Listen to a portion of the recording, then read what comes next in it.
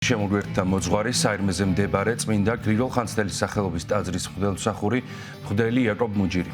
დილომშვიდობის მამა იაკობ. დილომშვიდობის. დიდი მადლობა სტუდიაში მოგზაურობისთვის. მადლობა თქვენ მოწვევისთვის. ქრისტიანული ანთროპოლოგია ეს არის დღეს ჩვენი სასაუბრო თემა, ძალიან საინტერესო და მნიშვნელოვანი ჩვენთვის ჩვენი მაყურებლებისთვის და მეტად თვალსაჩინო რომ გახდეს თუ რას ნიშნავს. რას შეისწავლის ქრისტიანული ანთროპოლოგია ეს რომ აუხსნათ ჩვენს მაყურებელს წმინდა წერილი ასევე რას გვეუბნება მის შესახებ. მადლობა კითხვისთვის. რაც შეეხება ანთროპოლოგიას, ადამიანის შესახებ სწავლებას გულისხმობს ეს ტერმინი და მისი გაგებაც დროის განმავლობაში სხვადასხვაგვარი იყო. უფრო ძველი შეხედულება ანთროპოლოგიასთან დაკავშირებით იყო ის, რომ მას მოიაზრებდნენ ორ ნაწილედად, ასე ვთქვათ. ეს ორ ნაწილედობა მდგომარეობდა იმაში, რომ პირველი რასაც ხედავდნენ ეს იყო სხეული, ანუ ფიზიკური ნაწილი, მეორე ის რასაც ვერ ხედავდნენ, ანუ სულიერი ნაწილი და ამ ორის ხილულის და უხილავის ერთიანობა ამ შემთხვევაში ორ ნაწილედობად მოიაზრებოდა. მესამე მეორე შეხედულება უბრალოდ უკავშირდებოდა იმას, რომ სამის ერთმთლიანობა მოიაზრეს და ეს არის უფრო მართებული ბუნებრივია და ამის საფუძველი გვაქვს ჩვენ წმინდა წერილიდან, რომ ასე ვიფიქროთ. აქ რა იგულისხმება? აქ არ იგულისხმება მხოლოდ და მხოლოდ ანატომიური ნაწილი. მართალია ჩვენ ვიცით დაბადების წინიდან, რომ შთაბერა სიცოცხლის სუნთქვა ადამიანის ნესტოებს ღმერთმა, მაგრამ იქამდე მოზილა მიწის მტვერისაგან იგი, ანუ მას მიმადლა სხეული. აი ეს პირველი არის ის სხეული, რომელიც მიემადლა მას, მეორე არის მშვინვიერი ნაწილი, ანუ ემოციური ნაწილი და მესამე არის უკვდავი სული. ამიტომაც სამარიტელ დედაკაცთან საუბრის დროს ქრისტე იოანეს სახარების მეოთხე თავში ამბობს ესეთ სიტყვებს, რომ სულ არის ღმერთი და სულითა და ჭეშმარიტებითა თანაც თაყვანისცემა. ანუ ღმერთიც სულია და თავადვე უკვდავი სულით, რომელიც ღვთისგან მიემადლა ადამიანს, იდიდება ღმერთი. სულს ასევე მრავალი თვისება გააჩნია. სულის ერთ-ერთი თვისებაა სიხარული. და აი ამ თვისებასთან დაკავშირებით ძალიან ბევრი სიტყვა ნახსენები დავით მეფსალმონის მიერ, მაგალითად ერთ-ერთია იხარებს სული ჩემი უფლისა მიმართ. ანუ ჩემი სული გახარებულია ღვთის მყოფობით, ღვთის არსებობით, რადგანაც უფალისუფლებს და მშვენიერება შეიმოსა. ამიტომ ეს სამნაწილდობა, რომელიც უფრო მოგვიანო პერიოდში ქრისტიანობასთან ერთად, ქრისტიანულ სწავლებასთან ერთად ჩამოყალიბდა, რა თქმა უნდა უფრო მართებულია და ამის გააზრება არის ძალიან მნიშვნელოვანი. იმიტომ რომ როდესაც ადამიანი იწყებს სულიერ ცხოვრებას, აი ამ სამივე ნაწილზე ყურადღების გამახვილება არის აუცილებელი სასულიერო პირის მხრიდანაც და მრევლის წევრისგანაც. და რატომ? იმიტომ რომ შეიძლება ადამიანი ფოკუსირებული იყოს ხორციელ ქვენაგზნობებთან მიმართებაში, რომ აი ებრძოლოს ნებებს და საკუთარი თავი როგორც ანატომიური ნაწილი ასე აღიქვას მხოლოდ და მხოლოდ. და ფოკუსირება აი ამ ხორციელ ცოდვებზე ბუნებრივია ყურადღების მიღმა დატოვებს მშვინვიერ და სულიერ სამყაროს. ასევე არ შეიძლება მხოლოდ და მხოლოდ იმაზე იფიქროს ადამიანმა, რომ აი მე მინდა ეხლა დავესწრო ლოცვას, დავესწრო წირვას, მე კიდე მეორე ლოცვას, მეორე წირვას. მართალია სული გულმოდგინეა, მაგრამ ხორცი უძლურია. სახარებაში უფალი ამბობს, ანუ სულით შეიძლება მე ასე ვთქვათ, შიმშილს განვიცდიდე და მქონდეს ამის სურვილი, მაგრამ ანატომიური ნაწილი ვერ მომყვებოდეს აი ამ მოშურნეობაში და გულმოდგინებაში. შეიძლება ამ მოშურნეობით ჩემი ანატომიური ნაწილი დავაზიანო კიდევაც. ასევე მნიშვნელოვანია შვინვიერი მხარე, იმიტომ რომ ამას სჭირდება განწყობა.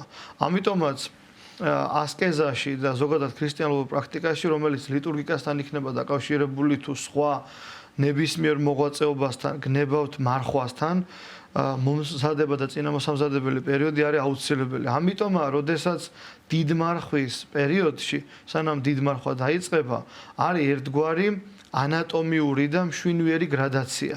აი ეს გრადაცია რას გულისხმობს? ის რომ ჯერ არის ყველიერის კვირა, მერე არის ხორციელის კვირა, ხორცი დაურწყება, ანუ ხორცის მიღების დასრულება, ანუ მოსამზადებელი ორი კვირა და შემდეგ იწყება მარხვა. არ შეიძლება მომზადებლად უცებ ადამიანი ესე ვთქვათ, ფიცხელ მარხვას მიეცეს. იმიტომ რომ თუ კი ეკლესიამ დაადგინა ასე, ეს ნიშნავს იმას, რომ ის სამი რამ, რაც ჩვენ საუბრის დასაწყისში ვახსენეთ, ყოველთვის გათვალისწინებული იყო. რაც შეეხება კონკრეტულ სწავლამოძღვრებას ამ მიმართულებით, ყველაზე დიდი სწავლება ჩვენ ვიცით წმინდა ბასილი დიდის მიერ, რომელსაც უფრო მეტად, რა თქმა უნდა, სურვილი ჰქონდა ამისა. მან დაწერა შესაქმის განმარტება, როგორ შეიქმნა სამყარო, როგორ აღმოაცენა წვანვილოვანი უფალმა თავისი გვარის და მიხედვით და ყველაფერი ის რაც შეიქმნა და ბუნებრივია რომ ბოლოს ქმნილების გვირგვინი იქნება ადამიანი და მას მისი ხანდაზმულობის, მისი უძლურების და მისი გარდაცვალების გამო ამის დასრულება არ დასცალდა. ამიტომ ასპარეზზე შემოდის მისი ძმა გრიგოლ ნოსელი, რომელმაც ცადა რომ სრულყოფილი ყოფილიყო მისი ძმის ნაშრომი, ანუ დაესრულებინა და ადამიანის შესახებ სწავლება, ანუ ანთროპოლოგიური სწავლება წარმოეჩინა. გარდა ამისა, ამის მიზეზი, ამ სწავლების სრულყოფის მიზეზი იყო ის, რომ ბასილი დიდის გარდაცვალების შემდეგ გამოჩნდნენ ადამიანები, ვინც გაბედა და გააკრიტიკა მისი ასე ვთქვათ, სწავლამოძღვრება და ის უკვე რაც მას ჰქონდა დაწერილი.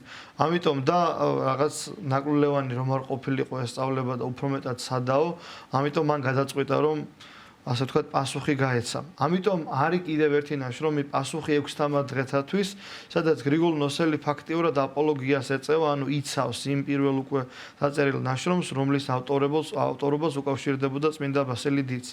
რაც შეეხება გრიგოლ ნოსელს, გრიგოლ ნოსელის წმინდა გრიგოლ ნოსელის ეს ნაშრომი არის უკვე სრულყოფილი, ანუ დასრულებული სახით და შეიძლება თამამად ითქვას, რომ ამაზე დიდი ნაშრომი მართლმადიდებლურ სამყაროში, აღმოსავლეთის ეკლესიაში ანთროპოლოგიასთან დაკავშირებით არ შექმნილა. ყველა სხვა დანარჩენი იყო უკვე აი როგორც ვეფხისტყაოსნის შემდეგ იქმნებოდა ნესტარ დარეჯანიანი, ვისრამიანი და ასე შემდეგ, ანუ ამ დიდი ძეგლის, ასე ვთქვათ, გამეორება და შთამბეჭდაობა აისახებოდა სხვა ნაწარმოებებზე, ასევე იყო გრიგოლ ნოსელის ნაშრომის შემდეგ და იმდენად მნიშვნელოვანი იყო ეს მიმართულება ჩვენთვის და ჩვენი წინაპრებისთვის, რომ რა თქმა უნდა ქართულად ითარგმნა ორივე და ასევე მესამეც ითარგმნა, რომლის ავტორიც არის წმინდა ნემესიოსი არის სახელი, რომელიც იყო ეპისკოპოსი ემესის, ანუ ნემესიოს ემესელის თარგმანიც არის ქართულად ჩვენამდე მოღწეული ხელნაწერებში და მნიშვნელოვანია, როდესაც ჩვენ ვიაზრებთ ანთროპოლოგია საღვთისმეტყველო თვალსაზრისით და სწავლების თვალსაზრისით წარმოვაჩენთ ანთროპოლოგიას, მისი საღვთისმეტყველო ანალიზის დროს აუცილებელია გრიგოლ ნოსელთან ერთად ეს ძველი ქართული თარგმანი ნემესიოს ემესელისა იყოს განხილული.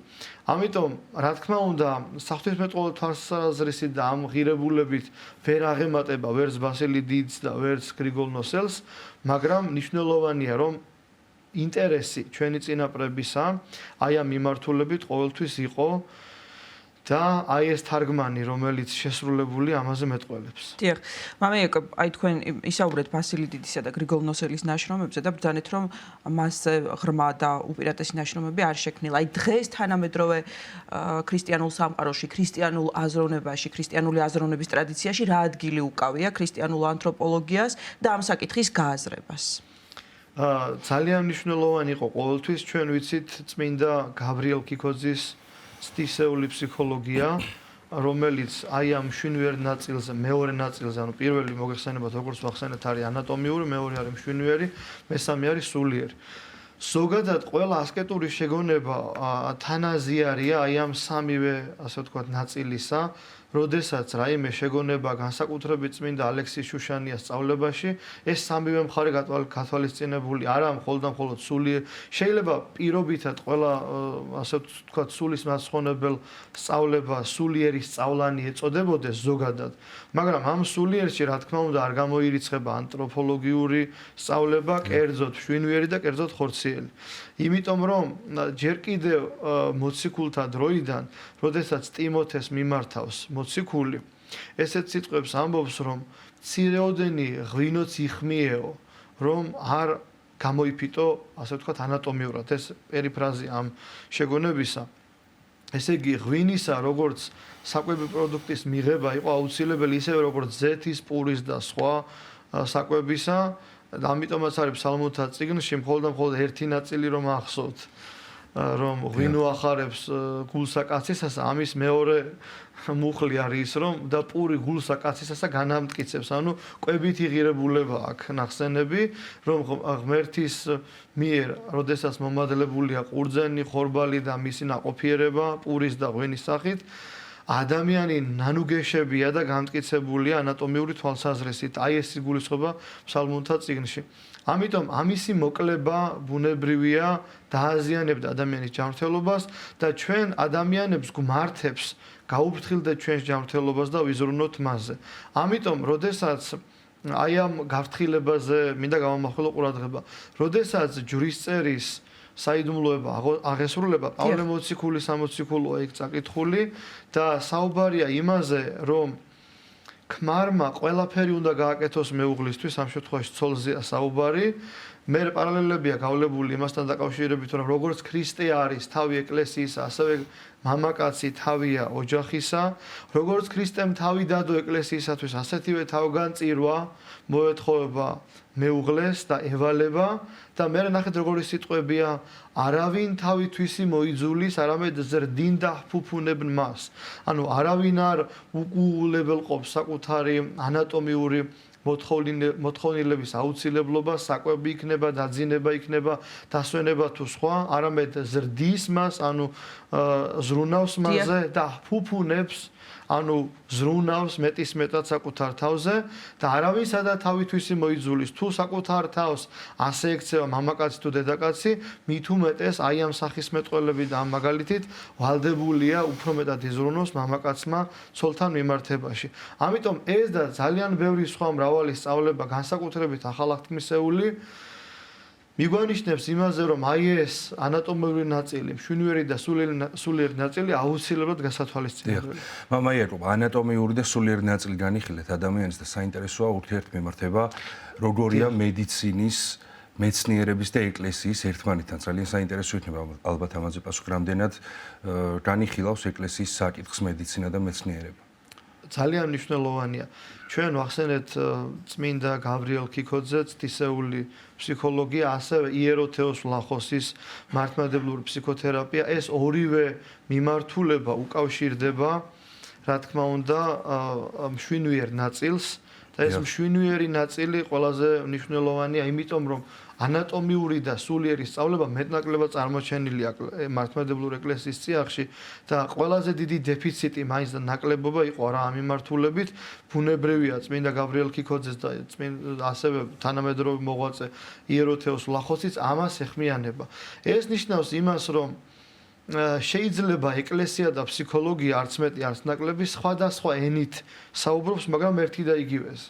აი მაგალითად დღეს ძალიან მნიშვნელოვანია ემპათია და ემპათიურობა, ანუ ადამიანის განცდა, მისი თანაგრძნობა, მისდამი, ასე ვთქვათ, გვერდში დგომა, მისი ტკივილის გაზიარება და ასე შემდეგ, რაც საკუთარ თავში ემპათიას გულისხმობს. ზუსტად იგივე სწავლება არის ეკლესიაში, უბრალოდ სხვა სიტყვებით, უფრო არქაული ფორმით, უფრო ძველქართულად და შეიძლება ადამიანმა იფიქროს, რომ სხვადასხვა რამეზე ვსაუბრობთ. ეს არის თანალმობა და თანაგანცდა.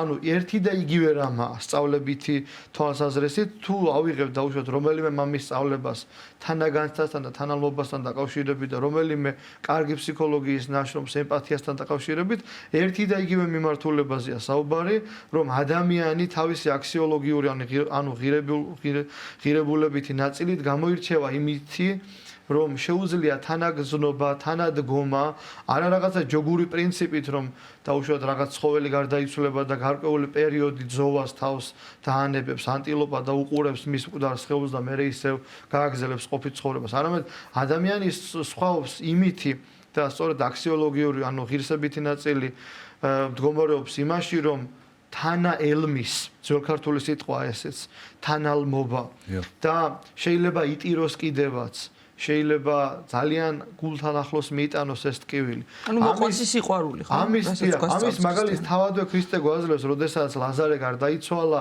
ცრემლეოდა. ვინმე იტყვის, რომ ემპათიის ნაკლებობა ქრისტიანობაში, როდესაც ქრისტე თავადვე ამის მაგალითს გვაძლევს. ამიტომ გააჩნია რა დაკვეთა საზოგადოების მხრიდან და რასთან მიმართებაში მოითხოვს ჩვენგან ეკლესიისგან ემპათიას, ეს მნიშვნელოვანია. შეიძლება ცოდვისმიერი მდგომარეობის თანაგრძნობა სურდეს მას. აი მაგალითად ერთ-ერთი სწავლება წმინდა ლუკა მახარებელთან არის გახსენებული იგავი, როდესაც მე-11 თავის მე-5 მე-8 მუხლებში საუბარია იმაზე, რომ ერთ-ერთი მეგობარი მიდის მეორე მეგობართან ღამის საათებში და აკაკუნებს კარზე. და მართალია სქესი ამ ორი მეგობრისა ნახსენები არაა, მაგრამ როდესაც კონტექსტს კითხულობთ ამ იგავისა, ორივე ქალბატონია და რატო?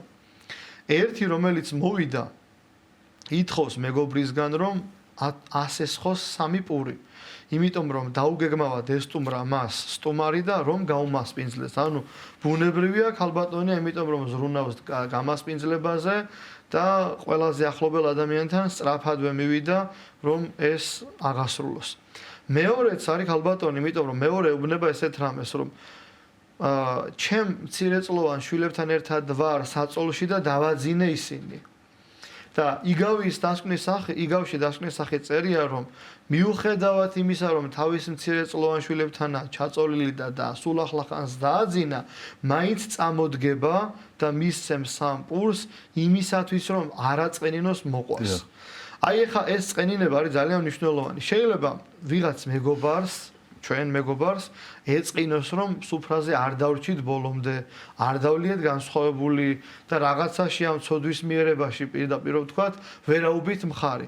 ეს არ არის ისეთი რამ, რაც აუცილებლად ემპათიას მოითხოვს და აუცილებლად უნდა თანაუგზნოთ და არ ვაწყენინოთ. ეს მისი პრობლემა იქნება, თუ ცოდვის მიერ მდგომარეობას თავს გვახვევს და ამაში არ უყვებით და ეს ეწყინება. ამიტომ ეს მაგალითი მოვიყვანე იმის გამო, რომ გააჩნია რომელი სახის ემპათიას ითხოვენ ჩვენგან და რა მიმართულებით, რა საქმიანობაში. დიახ. მამა იაკობ, აი, რამდენად მნიშვნელოვანი არის ზომიერების დაცვა ქრისტიანულ ცხოვრებაში, ისე რომ ადამიანმა ხორცაც და სულსაც თანაბრად მიაქციოს ყურადღება. ზოგჯერ ისე ხდება, რომ რაღაც თვითნებურ კაც მარხვებს უწესებს ადამიანი საკუთარ თავს. ან, ამბობს, რომ ღმერთი უშველის და მედიცინას თქვათ უარყოფს და იგნორირებას უკეთებს და ექიმთან არ მიდის თქვათ დაავადების შემთხვევაში მხოლოდ ლოცულობს. ან, მეორე უკიდურესობა, როდესაც ადამიანი მხოლოდ ხორცზე ზრუნავს, იკეთებს მილიონ პლასტიკურ ოპერაციას, რაღაც გარეგნულ სილამაზეს აქცევს ყურადღებას და შინაგანად რა მდგომარეობაში ამას ვერ ხედავს. აი, რამდენად მნიშვნელოვანია აი ამ ბალანსის დაცვა და რამდენად მოეთხოვება ქრისტიანს ზომიერება და უფრო შუალედის დაცვა. იცით, როდესაც ძველახთმაში იყო გაჟღერებული სიტყვები არ აქმნე თავისა შენისა კერპი, ამაში იგულისხმება საკუთარი თავით ტკბობა. ანუ ის რაც ღმერთმა მომადლა, თუნდაც ანატომიური სიმრთელე, სიჯანსაღე და სილამაზეც მათ შორის არ იქნას გაკერპებული და არ მივაწერო საკუთარ თავს, რომ ეს ჩემია და უირა ლამაზი ვარ და რა კარგი ვარ ამ ნიშნით. იმიტომ რომ პავლე მოციქული ამბობს, რა არის ისეთი, რაც ჩვენ არ მიგვიღია ღვთისგან. გნებავთ გონიერება, გნებავთ ნიჭიერება, გნებავთ ჯანმრთელობა, ყველაფერი ღვთისგან მოგვეცა. ამიტომ არ შეიძლება ამისი დაპატრონება არაჯანსაღად და საკუთარ თავს რომ მივაწეროთ ეს, რომ ეს ჩვენი კუთვნილება. წინააღმდეგ შემთხვევაში სხვათა შორის არ ყოფილა ქალბატონი. ხაზგასმით ვამბობ, ერთ-ერთ მამაკაცს ვესაუბრებოდი, რომელიც კი ბატონო ფიზიკური სილამაზის თუ ეშხის მქონე იყო, არ ვიცი როგორ უნდა ვთქვა, მაგრამ იმდენად იყო მოხიბლული საკუთარი თავი და იმდენად ჰქონდა გაკერპებული მისი ფიზიკური მდგომარეობა, რომ მადლობა ღმერთს, როგორც სასულიერო პირთან ჩემთან თქვა, რომ როდესაც ხანდაზმული იქნებოდა და ისეც ვეღარ დაინახავდა საკუთარ თავს, როგორიც უნდა ყოფილიყო, თვითკვლელობას ფიქრობდა. ანუ დორიან გრეის პორტრეტი იმდენად დამანგრეველია ეს საკუთარი თავის გაკერპება, რომ სუიციდალური აზროვნებაც კი ყალიბდება. ოღონდ ეს არ არის ისე რომ გაიღვიძოს ადამიანმა და მოდი დღეს თავს მოვიკლავ ასე იფიქროს. ეს თანდათანობით სიმსივნის მსგავსად იყიდებს ეს ფიქრი საკუთარ თავში ამ მოსაზრებას და თუ ამას არ გაამხელ შეიძლება მართლა ფატალურად დასრულდეს ადამიანის სიცოცხლე. ამიტომ ეს ერთი მაგალითიც რომელიც აშკარად პრაქტიკიდან ასე ვთქვათ, რეალურია. წარმოვაჩინეთ. ბევრ რამეზე მეტყველებს და ამიტომ ყველაფერს ჭირდება ზომიერება და გააზრება. და ასევე ჭირდება ვაჟკაცობა, რომ რაღაცას თვალი გაუსწოროს. სხვადასხვა წმინდა ეფრემ ასურს აქვს ესეთი სწავლება, ესეც ქართულად არის ნათარგმნი, კლარჯულ მრავალთავშია თუ არ ვცდები ეს სწავლება ჭაღარებისა და ნაოჭების შესახებ. საუბრობს წმინდა ეფრემ ასური და ამბობს იმას, რომ ეს არის ერთ-ერთი წყალობა ღვთისა, რომელიც გვახსენებს იმას, რომ ჩვენ ვართ მოკვდავები, რომ შევიმოსეთ ხრწნილება და რომ თანდათანობით ჩვენი ხორცი მოუძლურდება. აი ეს რომ რაღაცა კონტრასტის და გრადაციის გარეშე, უბრალოდ ეს რომ კონტრასტული იყოს და არ იყოს გრადაციით, ანუ თანდათანობითი არ იყოს, რომ ნაოჭი გავაჩნდა რაღაც ერთი ჭაღარა, მეორე ჭაღარა ადამიანისთვის უფრო მიუღებელი იქნებოდა. ანუ ღმერთმა ამაზეც იზრუნა, რომ ეს ნელ-ნელა მოხდეს და ადამიანი ამას შეეგუოს, თვალი გაუსწოროს და მიიღოს ეს სინამდვილე. იმიტომ რომ ვიღაცამ შეიძლება გააპროტესტოს და თქვას, რომ უი არ მინდა რომ დავბერდე, არ მინდა რომ გარდავიცვალო და რატომ მოხდა ესე და რატომ შექმნა ასეთებად ღმერთმა. ღმერთმა ჩვენ ასეთებად არ შექმნა. ღმერთს არ სურდა რომ ჩვენ გარდაცვლილი ვიყავით და რომ მოკვდავები ყოფილიყავით. ეს არის ცოდვის შედეგი. და ცოდვის მიერებიდან გამომდინარე ბუნებრივია ჩვენ ამას ვეხებით გვინდა თუ არ გვინდა და ამიტომაც არის საბოლოო ჯამში მიუღებლობა ადამიანის მხრიდან. რადგან ადამიანი სიკვდილისათვის არ დაბადებულა, მისთვის მოკვდაობა ყოველთვის იქნება შიშის მომგვრელი და ბოლომდე ამოუცნობი და მიუღებელი. მაგრამ უფალი გვეუბნება ჩვენ რომ ნუ გეშინინ მცირეს ამაღას სამწყსოს რამე თუ სოფელს ამას მემიძლებიეს და ჩვენ გვყავს ღმერთი ქრისტიანებს რომელმაც სიკვდილი დათრგუნა და თვით საფლავების შინათან ყოფებსაც მიმადლა სიცოცხლე. ამიტომ თუ კი ჩვენ ეს გვწამს, რა თქმა უნდა, ამას აღარ ვიტყვით. თუ არ გვწამს და შეიძლება ასეც იყოს, მაშინ უნდა ვთხოვოთ ღმერთს, რომ შეეწიოს ჩვენ ურწმუნოებას, როგორც ეს სახარებაში. მამა იაკობ, ისევ რომ დაუბრუნდეთ სწავლის და საზოგადოების აღქმის საკითხს, რამდენად მნიშვნელოვანია დღევანდელმა თაობამ ზუსტად სწორად გაიაზროს, რას ნიშნავს და რას შეისწავლის ქრისტიანული ანთროპოლოგია და ზოგადად როდიდან არის შესაძლებელი ეს კონკრეტულად შეუძლია თუ არა დავასახელოთ დასაკი, როდესაც შეუძლია რომ ადამიანმა გაიგოს ზუსტად რას ნიშნავს ქრისტიანული ანთროპოლოგია, ანუ რამდენად არის საჭირო რომ ეს ისწავლებოდეს სკოლაში თუ შესაძლებელია რომ ეს ყველაფერი დაიწყოს უნივერსიტეტის აუცილებელია ისევე როგორც ჰიგიენურ ნორმებს თავის მოვლას სწავლობს ბავშვი, ასევე უნდა გაიმიჯნოს რა არის ანატომიური რა არის მშვენიერი და რა არის სულიერი. აი, როდესაც დაუშვათ ადამიანმა სკოლის მოსწავლე მისწავლა გაკვეთილი და ვერ მოახდინა პიროვნების პრეზენტირება, ანუ ვერ წარმოაჩინა საკუთარი თავი და საკუთარი ცოდნა, კარგად აუცილებელია რომ მშვენიერ ნაწილზე გავამახვილოთ ყურადღება, კონკრეტულად უზნაძის თეორიასთან მიმართებაში მივაწოდოთ სწავლება და უთხრათ რომ გარდა იმისა, რომ ჩვენ ვემზადებით და ვსწავლობთ რომელიმე დისციპლინას ან საგანს, აუცილებელია რომ განვეწყო ამ სწავლების თუ ამ ცოდნის თუ გაკვეთილის პრეზენტაციისათვის, ანუ წარმოჩენისათვის. ეს არის აუცილებელი ნაწილი და უკავშირდება მშვენიერ ასპექტს, რომ ფსიქოლოგიურად განვეწყო, რომ ამ ცოდნის გადაცემის ვალდებულებაც მაქვს. და ძალიან ბევრი რამ. შეიძლება ჩემი ყველაზე პატარა შვილი არის 6 წლის მასთან საუბრის დროს უკვე იკვეთება, რომ დავარქვათ სახელი ემოციას, რა არის ბრაზი, რა არის სიხარული, ასე რომ ადამიანის განვითარებიდან გამომდინარე ასაკის შესაბამისად, მშვენიერი სულიერი და ანატომიური ასპექტები შეიძლება ნელ-ნელა მიეწოდოს. ოღონდ ეს არის ინდივიდუალური დამტევნელობიდან გამომდინარე, ანუ ვინ როგორ მიიღებს. განწყობა ზოგადად ძალიან დიდი მნიშვნელობა აქვს თუ განწყობიდან გამომდინარე შეიძლება რაღაც კონკრეტული საქმე გააკეთო ან ვერ შეძლო გაკეთება. და ქრისტიანული ღვაწლის ერთ-ერთი აუცილებელი ნაწილი არის რომ განვაწყოთ ჩვენი თავი სიკეთისთვის, თანადგომისთვის და ბევრი რამ შრომისმიერი ნაწილისათვის თუნდაც. იმიტომ რომ ჩვენ გვეზარება, ჩვენი ბუნება ესეთია რომ მეზარება, მაგრამ მე უნდა განვაწყო ჩემი თავი, გავახსენო ჩემ თავს ის мотиваცია, რატომ არ უნდა დამეზაროს და მე უკვე განწყობილი ვარ საიმისოთ რომ ვიშრომო და ვიყო ნაყოფიერი. ამ კუთხით ბუნებრივია პედაგოგიც უნდა იყოს ხომ განსავლული. ასწავლოს და მისცეს შესაბამისი თავის შენა პირველ რიგში ამ მიდგომებით საკუთარ თავს უნდა ზრდიდეს პედაგოგი სასულიერო პირი თუ სხვა. ვინც იქნება. და მამა იაკობ ძალიან ცოტა დრო გრჩება, მაგრამ აი იმ ნაწილზეც რომ გავამახვილოთ ყურადღება, როდესაც მით უმეტეს ახლა უკვე მოსამზადებელი პერიოდი იწყება დიდმარხვის და მალე დაიწყება დიდმარხვაც 3 მარტიდან იწყება, ხომ? ესეც მივაწოდოთ ინფორმაცია, მანამდე ერთი კვირით ადრე უკვე ყველიერის კვირა.